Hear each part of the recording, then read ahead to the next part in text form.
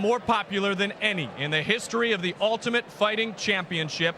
And he is here, octagon side with Jeff Blatnick and myself right now. He is the present World Wrestling Federation superstar. There he is, making space for himself. It's a big old boy next to me here. You got that right. Someone finally bigger than you. He's Right. pushing me out of the way here. It's Well, gonna be a two-shot. let's go in the order of the events this evening, Ken. Let's start with your baby brother, Frank, and his announcement to fight Tito Ortiz. Your thoughts there?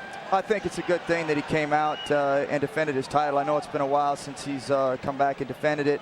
I know he got married. I know he had some things in his life that he had to take care of probably. But I think that's going to be a great fight. And it's I tell you what, that's one I want to sit down and watch. There's going to be some fireworks in that because, you know, Frank's an explosive fighter. Tito's an explosive fighter. Tito beat two Lions Den fighters, Guy Mesger and Jerry Bolender. So he's proven to be one of the toughest competitors in the lightweight. Now Frank's got to step up and fight somebody that's actually proved himself in the middleweight. And if Frank does beat Tito, then he shuts up the crowd and the critics, and Frank is the best lightweight fighter in the world. If not, then he has to start from the beginning and work his way back up again. I think it's well documented. Tito's not on your Christmas card list. We know that.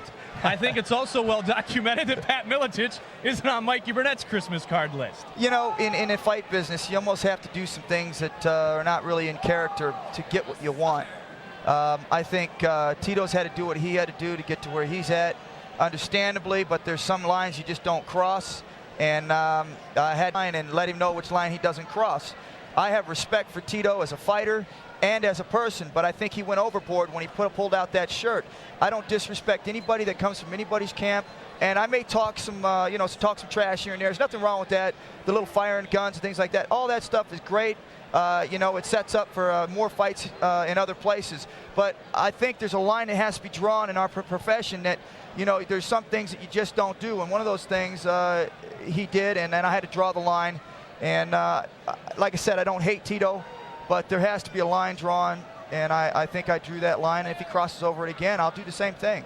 It has to be stopped. I think that was wrong. It's not good sportsman. I think he knows it now, too. If he wants to wear a shirt that says Lion Tamer or whatever, all that stuff is good fun.